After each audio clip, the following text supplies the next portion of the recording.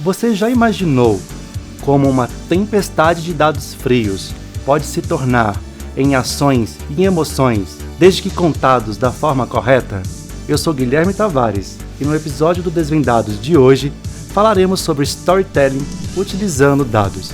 A maneira como você pode transformar dados sem emoções em dados com emoções, em dados sem ações e em dados com ações.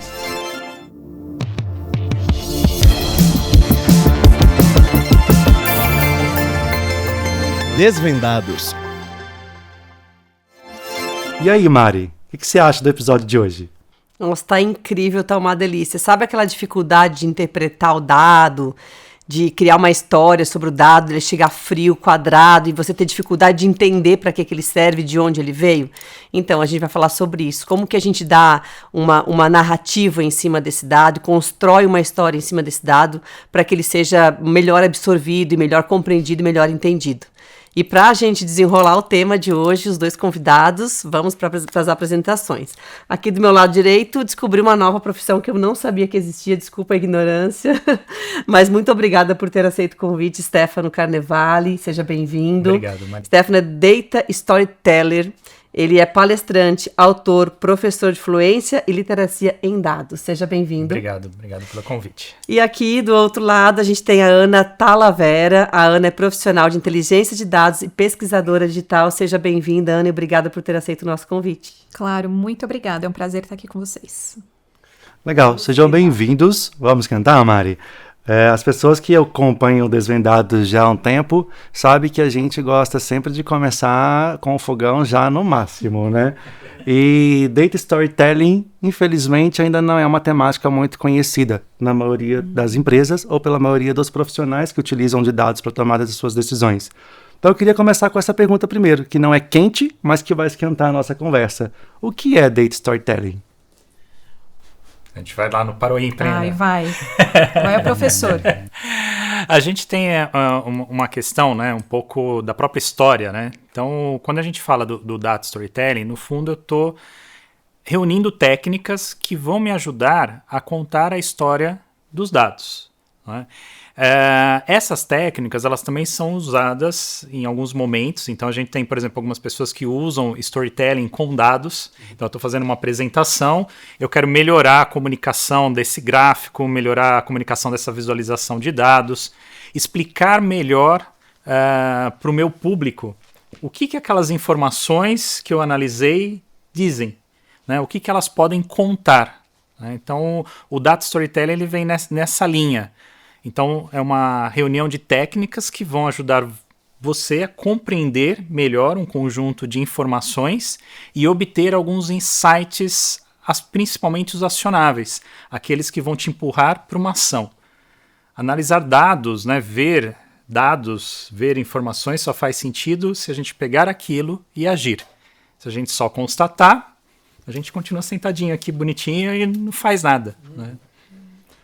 E um dos pontos que me vem agora à cabeça é que Data Storytelling nada mais é, para quem gosta de série, para quem gosta de filme, é exatamente a mesma analogia. Porque num filme, numa série, a gente sabe que tem clímax, tem conflito, tem histórias, tem vilões, tem heróis. E nada mais é que construir uma apresentação cheia de dados, a gente vai precisar construir uma história e a gente precisa começar a colocar à tona, realmente levar para frente essa conversa, esses resultados de uma maneira que as pessoas entendam.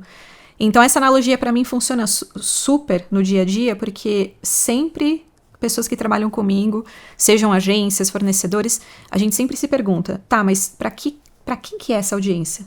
Para quem é esse relatório? E é sempre a primeira pergunta que a gente precisa se basear. Porque para a gente contar uma história, uma série, um filme, a gente precisa saber para que público que é. Então, a gente tem temas diferentes, a gente tem públicos diferentes e a gente vai construir relatórios diferentes quase que a todo momento. E o que o Stefano falou é bem comum isso acontecer, né, Stefano? Das pessoas acharem que muitas das vezes é só técnica pelo gráfico. E aí as pessoas podem confundir, inclusive, o que é visualização de dados e o que é, de fato, data storytelling. Porque muitas vezes a gente pode contar uma história sem gráfico.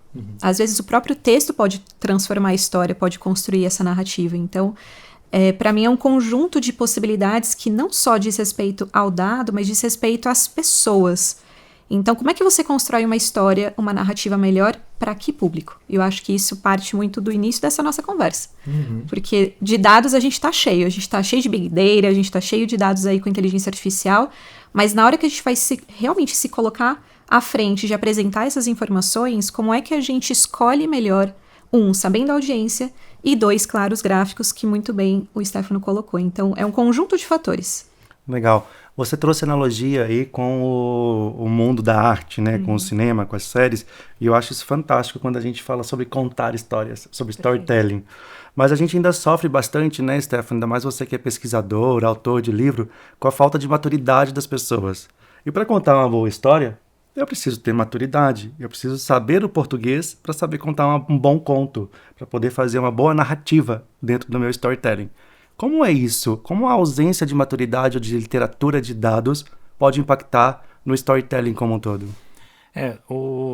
Dentro do contexto, né, quando a gente começa a pensar no próprio, né, como a Ana trouxe aí das histórias, eu tenho uma pesquisa, eu tenho um estudo, eu tenho um aprofundamento, e para que ela aconteça eu tenho muito planejamento. Então, quando a gente fala de uma questão de eu estar criando uma apresentação, ou mesmo o próprio diálogo sobre os dados, que vai gerar aí uma explicação, até chegar realmente a uma história deles, né, que eu possa contar, que eu possa explicar, eu preciso planejar. Então, eu tenho que ter essas habilidades de planejamento. Eu tenho que ter habilidades de análise de dados, e aí envolve um processo que vai desde a literacia básica de dados, né, para eu me tornar cada vez mais fluente em dados. Quanto mais eu aprender sobre isso, mais me aprofundar estatísticas, tipos de visualizações de dados, questões de infraestrutura, mais eu vou ter habilidades relacionadas a isso. E aí eu preciso ter o terceiro ponto, que é a comunicação. Né? E eu, no ponto de comunicação, que mais eu tento, né, é o diálogo. A gente esquece que comunicação parte de um diálogo. Então eu preciso dialogar com o meu público. Esse público pode ser o CEO. Tá, o que você quer ver em relação aos dados? Qual que é o seu objetivo? Eu tenho isso nos meus dados? Diálogo com a equipe, pessoal de infra. Como que vocês visualizam, né? Vocês têm essas informações na sua base? Nós precisamos de mais recursos. E depois eu vou convertendo tudo isso para uma apresentação. E essa apresentação é que vai comunicar para aquele público que pediu inicialmente. Então é um ciclo, né? Então é nesse contexto que a gente faz planejamento, análise de dados e comunicação igual data storytelling. Tem umas perguntas que eu faço normalmente para alguns times, que isso que o Stefano trouxe me remete a essa pergunta, que é: você quer brindar o que no final do ano? Qual é o seu objetivo principal? Você quer brindar com qual esforço, com qual conclusão, com qual objetivo que você quer brindar no final do ano o seu time, esse projeto, essa sua entrega? Porque muitas vezes o que as pessoas brindam não é aquilo que você tem como ideia inicial que aquele projeto quer dizer para você.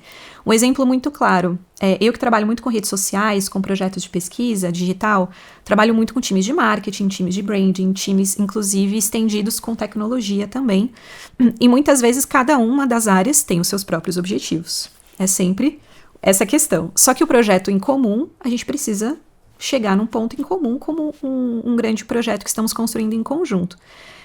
E tem muitas pessoas, em muitas áreas, que têm a dificuldade de chegar nesse ponto comum. E uma das formas da gente fazer isso é, gente, faça perguntas antes para cada uma dessas pessoas e, em conjunto, declarem isso em cada projeto, em cada relatório. Porque é muito comum a gente começar a entregar e fazer uma apresentação de algum relatório sem definir prioridades. Sabe a famosa checagem? Dá uma checada antes. Pessoal, todo mundo está ciente que aqui é o projeto tal, estamos caminhando para atingir isso aqui. Tá todo mundo ciente? E tem um termo que o pessoal usa que é muito legal, que é: todo mundo tá pacificado com esse ponto? É um termo vocabulário que até pode parecer estranho. Nossa, mas pacificado parece que a gente tá brigando. Não é, mas é normal que o conflito surja nessas horas, porque na hora de apresentar um relatório, é comum que cada área vai buscar o seu. Mas para quem tem a especialidade, a técnica ou a área que é responsável pelo business intelligence, pelo data storytelling, enfim, muitas áreas hoje se colocam dessa forma. Inteligência de dados, tem várias variações, né, de maneira de falar. E quando você se coloca dessa forma de pacificar a informação, pessoal, todo mundo está ciente que a gente está buscando esse mesmo objetivo, a história começa a mudar um pouquinho. Aí a gente consegue construir a relação de um relatório que parte menos do dado em si e mais de uma unificação de uma linguagem, de uma mensagem. E eu, pelo menos ao longo da minha carreira, eu percebi muito isso. Eu acabei focando muito no técnico por um tempo, na estatística, entender base de dados e fazer os cruzamentos, e acabei perdendo um pouco a mão nessa construção de relação.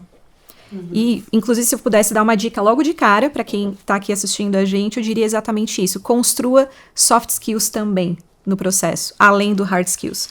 Que é um processo que não se conta uma história, um relatório, se você não faz boas relações. Porque a gente vai precisar contar histórias e dados vão nos trazer informações que não vão ser tão legais da gente saber, ou algumas áreas saberem. A gente vai precisar se aprofundar nisso. Né? Ana, você tocou num ponto que me surge aqui uma pergunta. Acho que cabe para vocês dois. Você trouxe, né, os elementos principais para essa construção do dado, da informação, né, da técnica, do coletar, e você traz o elemento das soft skills que está humanizada aqui, né? Então, a gente também está falando de quem apresenta o relatório, porque se eu construir todo o storytelling de uma maneira incrivelmente maravilhosa, escolhi o dado, acertei o dado, mas na hora de apresentar, eu não tenho a soft skill para a construção desse storytelling com a emoção, né? Que foi o elemento que o Guilherme trouxe no início. Como é que eu boto emoção ali no dado, né? Para isso ser uma história e essa narrativa impactar a decisão e ela ser até mais memorável mesmo, né? Eu guardo aquela história, aquele dado com mais facilidade. Onde que entra a escolha desse narrador, desse comunicador que vai levar essa informação e essa narrativa para frente? Como que é esse processo? Bem interessante essa pergunta. Não acho que tem uma resposta pronta Não e uma resposta mesmo. única, mas uma das coisas que me vem à cabeça agora, até pensando na construção da minha carreira, vão ter momentos desconfortáveis e a gente vai abraçar esse desconforto. A gente precisa se sentir desconfortável no meio do processo. Porque não é fácil você se colocar na frente de outras pessoas para mostrar um trabalho, inclusive falar do trabalho do outro, porque muitas vezes não é sobre você. Você, como área especialista de dados, você vai trazer e colocar à tona uma história, um projeto, enfim, de outras pessoas, de um trabalho que foi gigante. E como é que você aborda isso? Eu acho que um dos pontos não é sobre você. Eu acho que o principal ponto o comunicador, a pessoa que está lá apresentando os dados, é só uma ferramenta. Essa pessoa ela é condutora de uma conversa e de um objetivo em comum. Então, uma das coisas que eu até falo eu já falei para alguns liderados, enfim, mentorados, no momento dessa apresentação, tenta colocar uma máscara mesmo, que as perguntas que vierem, ou as críticas que vierem, não é sobre você. É sobre a ideia que você está apresentando. Então, pode vir questionamentos, podem vir perguntas, pode vir até críticas em relação à apresentação, mas como é que você se prepara? Então, tem algo aqui que diz respeito mais à inteligência emocional mesmo, de como é que, enquanto profissional de dados, você se aprofunda mais sobre pessoas do que sobre dados. Eu acho que um anda um pouquinho do ladinho do outro. Eu acho que uma coisa não é mais do que o outro, mas você tendo técnica, junto com um olhar mais emocional, com uma visão mais declarada dessas nuances, inclusive nuances políticas dentro da empresa. Vão ter situações que você vai precisar não falar sobre aquele tema, mas não deixar de dizer. É sempre o como. E aí, não tenho resposta pronta. Adoraria ouvir o nosso professor, porque deve ser bem difícil também, né, Stefano? Num ponto, né, Ana, que a gente tem o seguinte, são pessoas, né? É mais fácil eu ter um analista de dados que sabe fazer as visualizações e eu trazer para ele algumas técnicas de apresentação, de comunicação, e ele, para mim, é a pessoa ideal que vai fazer essa apresentação. Não dá para subir no palco sem conhecer o que foi analisado. Então, você tem que fazer parte da equipe. Então, eu acho que uma das questões que está quebrando um pouco no mundo corporativo é que eu não posso mais deixar, né, aquele analista abandonado, sozinho, analisando dados. É uma equipe. A equipe tem que, de certa forma, entender o que está sendo analisado. Pode ser que eu, dentro do meu planejamento, eu direcionei, olha, a pessoa A vai fazer tal análise baseado nisso, o outro vai trabalhar um pouquinho mais no preditivo, e quem que vai fazer a apresentação é o C. Mas todos eles têm que fazer parte da equipe. Todos eles estão acompanhando, estão ali no dia a dia, descobrindo os insights, dizendo, né, se isso está respondendo ou não o objetivo que foi proposto. Então a gente precisa trabalhar esses soft skills em todos da equipe. Não, Aquela coisa do multitarefa dos anos 90. Não existe um comunicador, existem as skills necessárias para essa equipe É muito construir. difícil alguém de comunicação social ter habilidades profundas em análise de dados, estatística, tá? É bem difícil. Não, a gente não tem isso na formação. É uma questão mais individual de alguém que foi atrás e falou, eu vou estudar isso, vou me aprofundar. Então, é um profissional um pouco mais difícil de achar. Se ele levar isso para uma apresentação, vão surgir perguntas, porque a gente está falando do ambiente corporativo. É diferente do ambiente programado. Então, eu fiz uma apresentação para uma palestra, um evento, ok.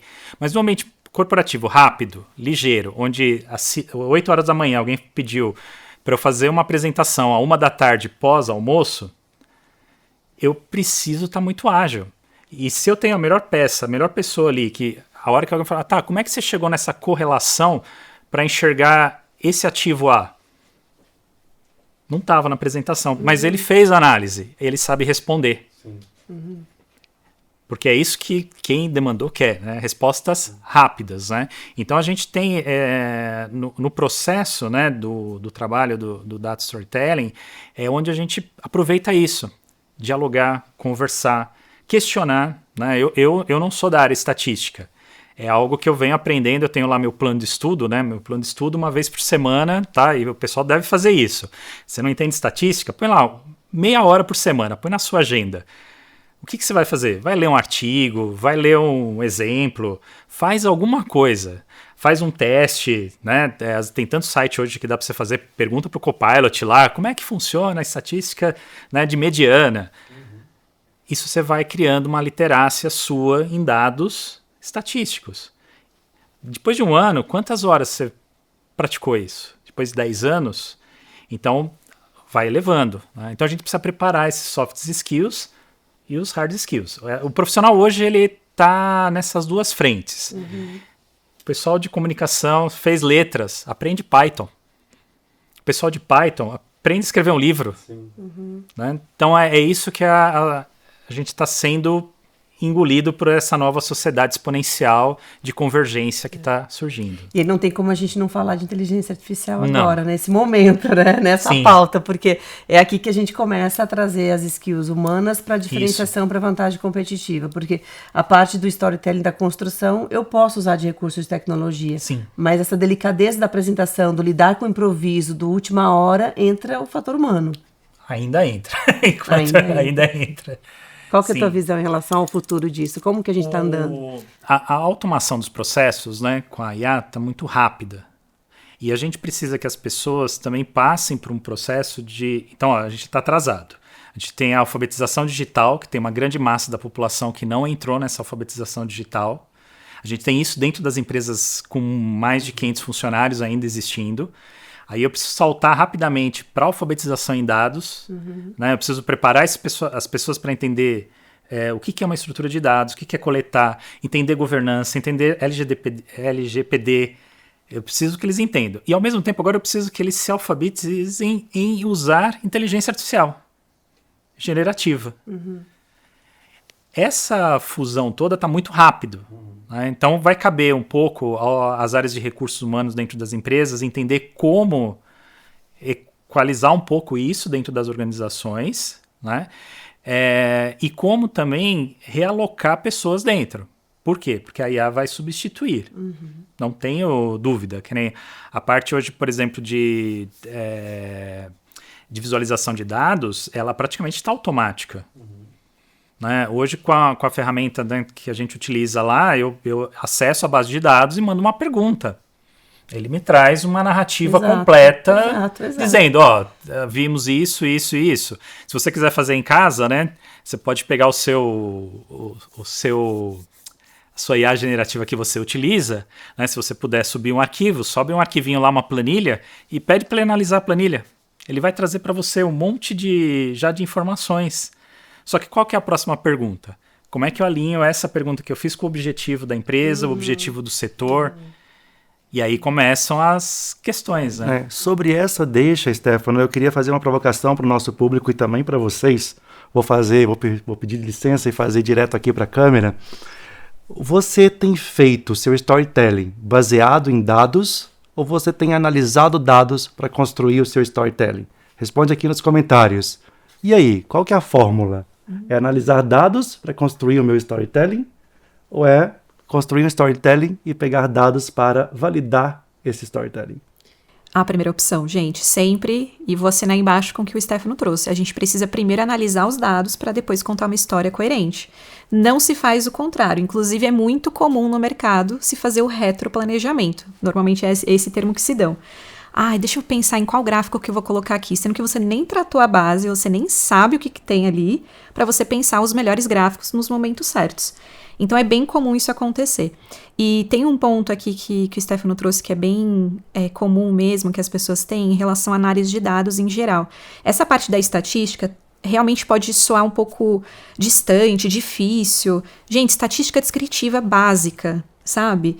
Tendência central, média, mediana, moda, tem várias formas da gente entender a coleta dos dados e como você trata elas, que às vezes, inclusive para quem está nos assistindo, para quem tem essa familiaridade com dados e quem não tem, que vai se aprofundar, tem formas de você olhar os dados e fazer uma exploratória que você já consegue responder várias dúvidas e vários anseios do público, da audiência que você está lidando, com o relatório que você vai construir, que você resolve isso fazendo um box plot, que você resolve isso às vezes fazendo frequência relativa, frequência alta. Então tem algumas formas de você tratar usando Excel, gente, não estou nem falando de Python, não estou nem falando de grandes linguagens difíceis, mas vale super. E esse é um ponto muito interessante que a gente falou agora sobre a análise em si, do analista analisar e do comunicador apresentar. E, de fato, é um conjunto de saberes e de skills que o time precisa ter, ao mesmo tempo que a gente sabe que um analista fazer uma análise e o outro analista fazer a mesma base. Pensem numa mesma base, no mesmo projeto, vão sair análises diferentes, porque tem o fator humano. Cada um tem um repertório, tem uma subjetividade. Inclusive, exatamente, sempre vai ter.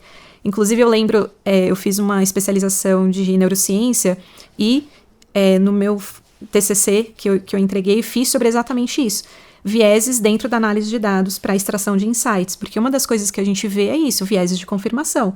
Você vai buscar dentro da sua análise primária, muitas vezes, responder algo que é uma suposição, mas que você está tentando caçar informação no dado que você está olhando. Então, essas nuances, esse olhar mais subjetivo sempre vai existir. Né? Minha mãe, professora de matemática, maravilhosa. Inclusive, eu sempre brinco que minha mãe, como professora de matemática, meu pai, psicólogo, eu sou bem a libriana raiz, sabe? Meio humanas, meio exatas, assim.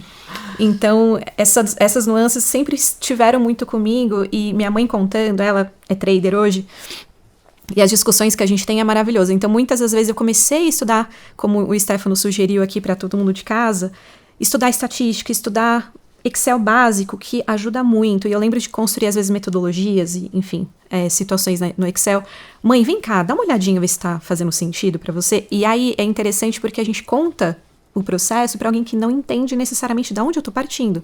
Porque eu também sou comunicóloga de formação, fiz publicidade e fui estudando análise de dados ao longo da minha carreira.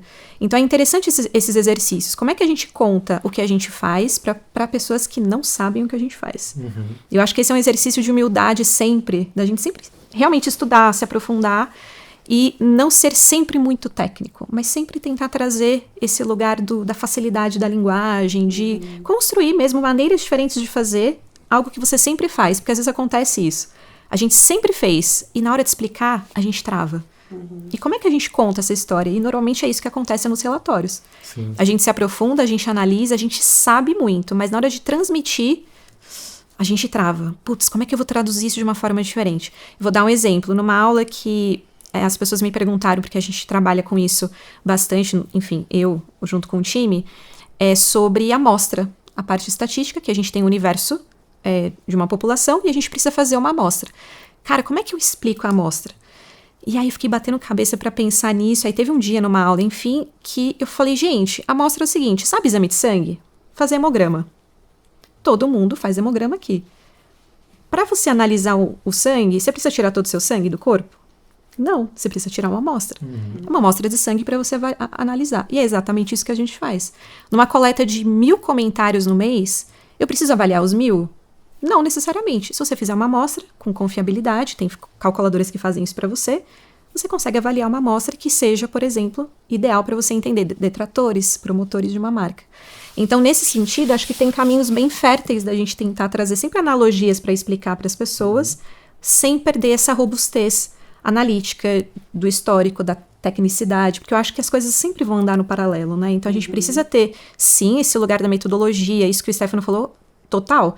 Nas minhas entregas sempre tem um template, um slide, no caso, metodologia. Como é que você chegou até aí? Porque, gente, toda metodologia pode ter os seus equívocos. Todas elas. A estatística, ela não é exata. Ela é probabilística, ela tem um caminho aí para se construir. Então, existem nuances, sempre tem o humano contando uma história. Então, tem sempre aqui um olhar interessante para a gente lembrar. Para quem está por trás do dado, sempre vai ter uma nuance, sempre vai ter aqui uma subjetividade, sempre vai ter um jeito de falar, de explicar, e que o dado ele não é bruto. Né? Quando a gente olha 100 mil, é bom ou ruim? Sempre vem essa pergunta, né? Baseado em quê, né? Baseado em quê? Comparado a quê? Qual que é o histórico? Qual que é o parâmetro? Qual a expectativa? Exato. Existem, Stefano, alguns hacks que a gente possa passar que façam que as pessoas comecem a aprender como construir um storytelling baseado em dados de uma maneira correta ou dentro de um padrão aceitável? O principal, né, assim, eu vou ter que olhar o meu público-alvo, tá? A gente está falando mais do ambiente corporativo, das empresas, né? Então, de certa forma, quem solicitou isso foi meu gerente, meu supervisor, o diretor.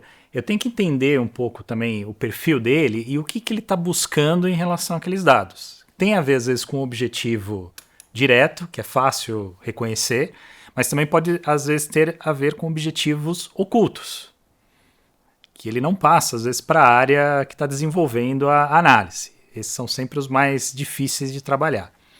Então, quando eu vou começar a fazer esse trabalho, é o primeiro passo. Para quem que eu estou entregando esse objetivo? Porque isso que a Ana trouxe, a gente tem vários caminhos para seguir, às vezes, com os dados. E, às vezes, o caminho que eu estou seguindo, ele pode ser interessante, ele pode trazer um descritivo, um exploratório, até, às vezes, um prescritivo interessante, mas não é o que foi solicitado. E o que acontece com isso? Eu tenho uma curva também de absorção. Então, acontece muito, às vezes, quem está analisando, né, passou vários dias ali olhando, vendo, descobriu tanta informação, tantos detalhes, que isso não cabe em 5 minutos de apresentação. Então, o que eu entrego nos 5 minutos? Aquilo que foi pedido. E deixo isso como ações futuras. Olha, agora a gente poderia aprofundar esse detalhe aqui que eu trouxe, né, que eu respondi ao seu objetivo, nesse A, B ou C. O que vocês acham? A gente continua? Então eu também tenho que ir gradativo, para que esse público acompanhe a história, entenda e esteja pronto para ir para o próximo passo, para agir. Às vezes agir é pesquisar mais dados. Às vezes agir, agora que a gente aprendeu isso, como é que eu coleto essas informações? A gente não coleta hoje, né? Não.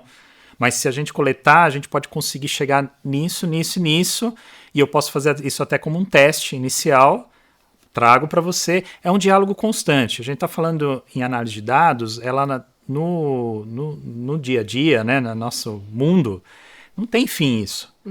Ele é um objetivo alcançado, próximo. Objetivo alcançado, próximo. O que acaba acontecendo às vezes é que você quer chegar rápido lá no fim, mas você nem sabe quais são as etapas para chegar no fim. Tá? Então, o processo é foco no que você está precisando para atingir o objetivo daquele público-alvo. E aí você vai ser assertivo nessa história dos dados. Né? E esteja preparado, né? Porque às vezes você vai ter que omitir, porque seu público-alvo não quer ouvir aquilo naquele momento. Aí eu acho que tem uma sensibilidade bem relevante, Sim. né? De você não engolir aquele volume todo de dados e tentar traduzir isso uma mensagem super carregada que não vai chegar no objetivo final. Isso mesmo. Dada até a riqueza de dados que tem ali, né? Sim. Essa sensibilidade de coletar de fato o que faz sentido é uma skill também muito relevante, Sim. né? Eu acho até que tem um outro ponto também, a hora que a gente fala sobre possíveis enviesamentos, né? Uma área ou outra tem interesses no relatório de acordo com o seu interesse, a forma com que você trouxe na sua fala também sobre o quanto isso realmente eu preciso omitir ou não, porque o público-alvo não quer ouvir, a gente pode caminhar para um lado chamado ética. Sim. Né? Aonde a ética entra no storytelling com dados, visto que, ok, o público-alvo não quer ouvir sobre isso, mas isso tem um impacto tão grande na minha percepção para o negócio que eu preciso trazer isso para a pauta. né? Então, aonde está a ética? Eu omito porque o público-alvo não quer ouvir aquilo, ou eu trago aquilo para discussão? Pergunta de R$1 milhão, né? Gente, me vem agora o livro Como Não Mentir com Estatística. É um livrinho, assim, básico, recomendo todo mundo ler. É assim, é de cabeceira. E é sempre interessante, porque como não mentir com estatística, na verdade, as pessoas usam justamente para isso, né? Mas tem várias formas de você compreender, e essa pergunta é ótima, porque a questão da ética, ela tá muito alinhada aqui com a forma que o dado foi coletado também, porque eu acho que isso diz respeito. Uma análise ruim, naturalmente vai sair se o dado que você coletou for ruim também. E o ruim diz muito respeito à LGPD, diz muito respeito à maneira que esses dados foram também tratados, coletados, enfim, armazenados também. E acho que tem um ponto importante que é muito individual a maneira que o comunicador, a pessoa que vai lá, o analista que vai contar essa história, precisa se colocar nesse lugar de, pera, eu preciso trazer isso porque essa é uma informação importante para as pessoas. De que forma você faz isso? E aqui eu fico pensando nas possibilidades que você traz essa informação. Às vezes pode ser no speech com todo mundo, num fórum maior. Ora, você pode selecionar algumas pessoas para falar no paralelo. Olha, eu vi outras coisas que vale a pena a gente se aprofundar aqui. Eu acho que é uma dica importante. Muitas vezes aquilo que a gente acha que precisa ser dito, não precisa ser dito num fórum, num grupo, numa reunião de trabalho, que às vezes pode expor uma área ou outra. Acho que essa sensibilidade que a gente precisa ter no mundo corporativo para quem trabalha, para quem vai entrar na área também, é super importante. Então, acho que esse é um ponto. Um outro ponto é, às vezes, não é numa apresentação de um relatório gigante, que às vezes tem vários slides, que inclusive esse é um ponto importante para a gente trazer. Às vezes as pessoas se preocupam tanto com o story e o telling fica lá longe. Você deixa de falar, você deixa de contar realmente o que as pessoas precisam ouvir, porque você tem uma quantidade gigante de slides, e aí fica bonito, aí tem aquela apresentação, e no final, o que realmente precisava ser dito, você não... Qual o takeaway disso? Exato. Então, normalmente, nas minhas entregas, e eu sugiro também para quem está entrando nessa área, para quem quer, de alguma forma, se desenvolver, sempre coloca no final, para ficar na cabeça. É sempre assim. O que você precisa sair dessa reunião sabendo? Que você não pode esquecer. Então, para ficar na cabeça. Encontramos isso, tipo data fact, assim, sabe? O fato dos dados, o que a gente encontrou. E um e se? Normalmente, eu coloco isso na minha cabeça. Eu sou a área do e se. E se a gente fizesse tal coisa? Com um olhar de proposição. Porque eu acho que esse é um tom importante também. Às vezes a gente vem com um dado e às vezes o dado é frio, factual. E, na verdade, não é bem assim. A gente trouxe a informação, a gente entendeu isso, trazemos hipóteses, inclusive palavra hipótese sai muito da minha boca, porque é isso, eu não posso afirmar nada. Tem situações, inclusive no mundo da comunicação, que eu tô falando com públicos, audiências, com macroeconomia, com crises, com reputação, uma série de variáveis que eu não consigo metrificar isso no detalhe. Eu consigo dizer isso, existe, inclusive, dados, métricas, formas de mensurar algumas coisas, mas eu nunca vou conseguir efetivamente dizer, olha, isso vai acontecer. Até a palavra preditivo é muito usada hoje em dia e às vezes as pessoas não estão predizendo nada. Parece que é o futuro, mas não, calma, gente, estamos olhando o passado, a gente está construindo estamos olhando alguns sinais que isso pode vir a acontecer. Mas tem muitas variáveis que a gente não controla. Então, acho que tem um ponto importante aí da ética que diz respeito ao analista e diz respeito à maneira que a pessoa vai contar essa história para outras pessoas. Eu vou dar um exemplo que, às vezes, em campanhas, não agora no momento que eu estou trabalhando aqui, na empresa que eu estou, que é uma instituição financeira, mas em outros lugares eu já fiz relatório no grupo de WhatsApp. Em GIF, formato de GIF, que as pessoas viam. Ah, nossa, funciona. Gente, para aquele público funcionou. Muitas vezes, formatos verticais. Um slide funciona. Então, vocês vão descobrindo, na maneira que a gente vai construindo a intenção de cada audiência, de cada público, a depender do formato. Porque é isso, o relatório e o data storytelling nada mais é que você entender o que funciona para determinado público.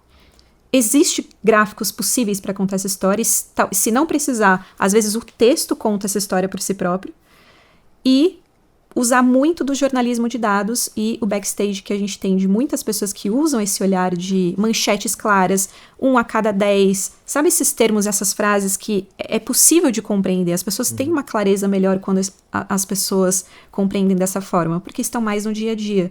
Então, dependendo da audiência, esse tipo de manchete funciona até mais do que um gráfico, por exemplo. E aí a gente precisa contar o telling mais do que o story, né? E assim, a questão dessa ética, né? No fundo, a gente está analisando esses dados, né, compondo isso, e é nessa linha que a Ana falou, você vai dialogando em vários momentos. Se eu encontrei uma situação crítica que vai apontar realmente que aquele objetivo, o nosso objetivo é medir as vendas dos últimos 6 meses e comparar isso com o mesmo período no ano anterior para fazer uma projeção de meta para o próximo período.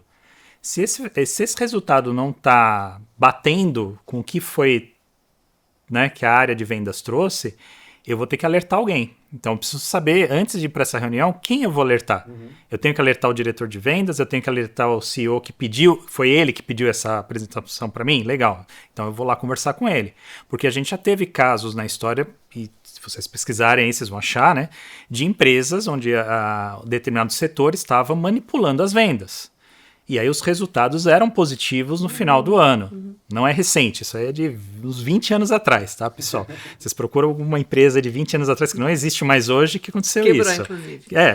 Porque aí a métrica estava boa na área de vendas. Mas como os dados na época não tinham integridade, não estavam confiáveis, você não apurava o que estava acontecendo realmente.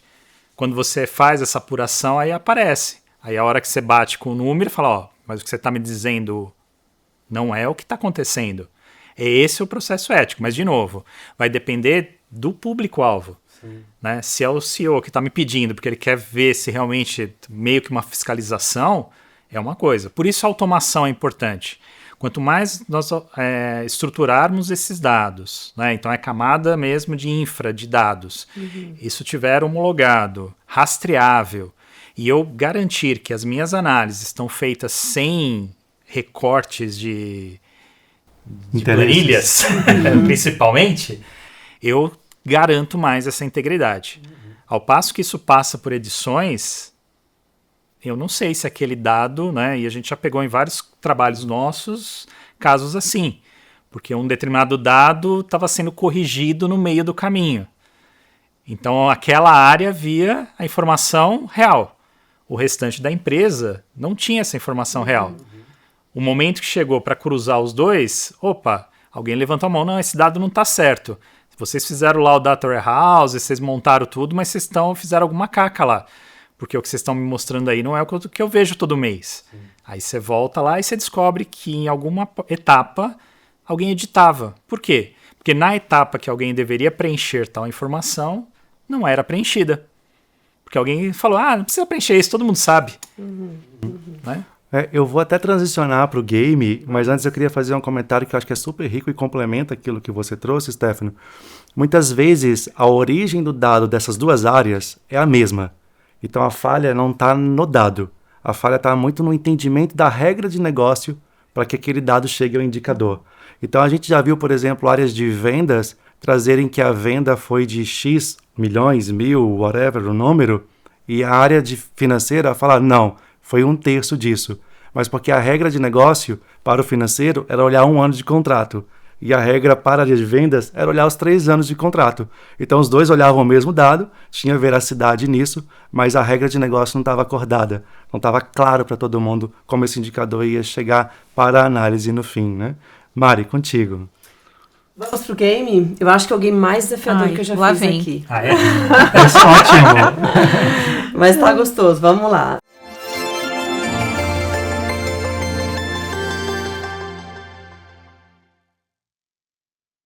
Bom, a proposta é que eu traga aqui um problema relacionado ao assunto e o game é o que você faria, né? Relacionado ao que a gente discutiu aqui. Então vamos lá, a problemática do game de hoje é a seguinte: imagine que um sistema de edge computing monitore em tempo real a qualidade do ar em diferentes regiões da grande Belo Horizonte. Pegamos BH como um cenário. Leite, né? Durante um festival de música ao ar livre, dados mostram uma degradação súbita na qualidade do ar numa área bem específica do evento, coincidindo também com uma alta concentração de monóxido de carbono. Risco alto. Além disso, sensores próximos registram um aumento inesperado na temperatura do ambiente, sugerindo uma possível falha no equipamento de incêndio nas proximidades. Ou seja, vocês estão lá na equipe que organiza o evento E aí o desafio é, com base nesses dados, como vocês criariam uma narrativa urgente e eficaz para comunicar aos organizadores e ao público sobre a necessidade de evacuar ou modificar a área, garantindo a segurança e o bem-estar dos participantes. Cara... Nossa! Eu tô lembrando agora de vivências recentes que eu estive em festivais de música, enfim, vários na minha carreira, e que eu tô no time de monitoramento em redes sociais, avaliando questões de segurança, de impacto de pessoas dentro de festivais, com situações que podem ocorrer de segurança, seja com funcionários do próprio banco, seja com, enfim, pessoas que estão ali curtindo o festival. Para essa informação chegar nas pessoas certas, é o que o Stefano começou a falar nesse episódio, planejamento. Porque um dos principais pontos aqui de contato, e aí no caso, contando essa história de festivais, eu tinha grupos de WhatsApp e times dedicados a isso, com dashes integrados, real time, sentados, avaliaríamos isso na hora, e na hora isso seria comunicado. E muitas vezes na hora, quando eu digo nós vemos o dado, nós vemos o gráfico, as pessoas não precisam saber do gráfico agora, gente, as pessoas precisam ser acionadas no momento que aconteceu, com o fato que aconteceu. Eu falei, gente, vimos aqui que aconteceu isso, isso, isso, e eu tô falando isso no grupo de WhatsApp, porque muitas vezes a forma que a história chega também pode ser um pouco invasiva demais para determinados grupos. Uhum. Então, contar essa história para as pessoas certas é um ponto principal e aqui é super importante. Segundo ponto é não transformar a criticidade da situação, e aqui eu acho que eu traria até um ponto de, não sei se tem uma metodologia para isso, porque precisa ter um olhar de, passou do limite? É sério? Porque para a gente dizer se é sério ou não, precisa ter um nível de criticidade. Uhum. Se a gente não tem esse nível de criticidade, a gente pode alarmar mais as pessoas do que realmente colaborar. Então eu iria nesse caminho. Para chegar nesse ponto, tem que ter planejamento bem feito, tem que ter grupos de WhatsApp com pessoas certas dentro daquele ambiente, daquele evento. E 3, precisa ter minimamente um benchmark, um parâmetro para a gente dizer se cresceu, se diminuiu, porque tudo isso aí não diz respeito a nada, porque tudo isso pode acontecer em qualquer momento, se a gente não tem um parâmetro muito claro. Uhum. Pra gente dizer se sim ou se não, se tá aumentando ou se não tá. Crítico. Se é crítico ou não. Porque senão a gente alarma todo mundo, e aí todo mundo fica... tentando entender como é que resolve, e a gente não tem efetivamente os dados na nossa mão. Então, aqui eu diria, tenha parâmetro, tenha poucas pessoas, 1, 2, 3, às vezes um grupo menor, petit comitê mesmo de trabalho, para avisar essa situação. E eu tô dizendo isso porque já aconteceu algo parecido. Não necessariamente com temperatura do ar, mas com outras situações. Então, para você agir rápido, parâmetro claro. Então, a gente sempre tinha um parâmetro histórico do que era possível acontecer, a gente batia o olho, acontecia alguma coisa, a gente já resolvia, ou não, né? Isso poderia acontecer. Queria ouvir o Stefano. Eu acho que você foi em todos os pontos aí do local, né? Eu acrescentaria o anterior. Eu precisaria ter, na verdade, para chegar nessa equipe que a Ana tem ali, eu preciso convencer alguém antes no orçamento para deixar isso. Então, quando eu começo a analisar, por exemplo, esse tipo de situação, eu teria que ter feito esse planejamento um passinho antes e convencido o pessoal, gente, a gente precisa ter alguém desse setor, por quê? E aí eu vou em dados históricos, né? E aí eu posso até fazer cenários preditivos. A gente chegou a fazer uma experiência dessa com acidente de trabalho, né? Realmente para sensibilizar áreas a partir de dados históricos, que você poderia direcionar algumas ações antes de acontecer. Uhum. E isso envolve recurso. Recurso que às vezes eu preciso liberar no orçamento, às vezes eu preciso prever no orçamento do evento. Uhum. Então, a história seria antes para esses decisores, né? Quem decide o orçamento, quem decide o sim ou não, quem vai estar na frente da equipe que já foi pautado para o planejamento, e aí complementa o que a Ana trouxe, né? Não tem nada a acrescentar, né? Como agir ali na hora. Porque, né, e essa questão realmente da informação ser a validadora, né? Porque às vezes, por exemplo, confiar nos dados dá medo, né? A gente não pode esquecer disso. Nós não temos o hábito em confiar nos dados, isso é recente. Então, às vezes, vem uma informação dessa e a gente passa por isso, que nem na minha região lá a gente tem problema, por exemplo, de enchente, aqui em São Paulo tem. Todo mundo avisou que vai chover, aquela região alaga. caramba, por que eu Ainda estou fico aqui, ali, né? passando aqui, né? Então, essa confiança nos dados, eu acho que é o grande desafio para todo mundo que trabalha nesse setor, né? E nós, né, que contamos as histórias, que ajudamos as equipes a melhorar essa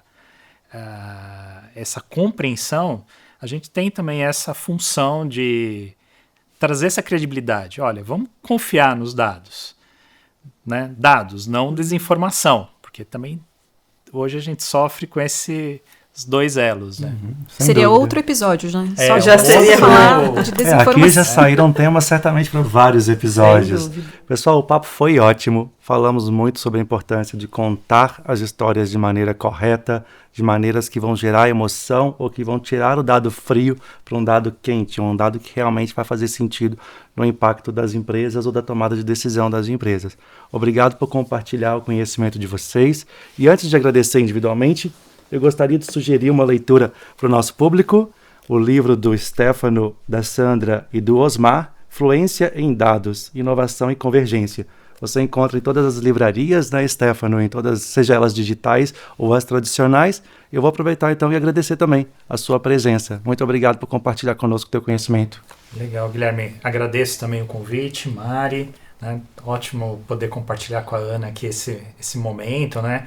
A gente falou muito aí, né, às vezes do storytelling, a emoção, né? Lembra que emoção na empresa é um pouco diferente, né? Às vezes a gente se emociona com o resultado das vendas do mês. Uau! Às vezes a gente se decepciona que há uma emoção também com esses resultados, né? Então tem só às vezes esses ajustes, né? Mas é a nossa vida que é feita nesse sentido. Obrigado, viu, pelo convite. Obrigada também, Stefano. Obrigado. Obrigada, Obrigado, gente. Ana. Foi ótimo, bate-papo incrível. Tem episódios aí pra a gente conversar cada vez mais, porque é um tema que demanda tempo, demanda atenção, porque é isso. Dados são conteúdos inacabáveis, então dá pra gente conversar muito aqui. Obrigada pela oportunidade, foi ótimo. Obrigada também, Ana. Obrigada, Stefano. Ótimo. E para você que nos assiste e nos ouve, muito obrigado pela tua presença, muito obrigado por estar conosco em mais um episódio do Desvendados, o podcast do Grupo Tocato. Curta, compartilhe e comente sobre esse episódio.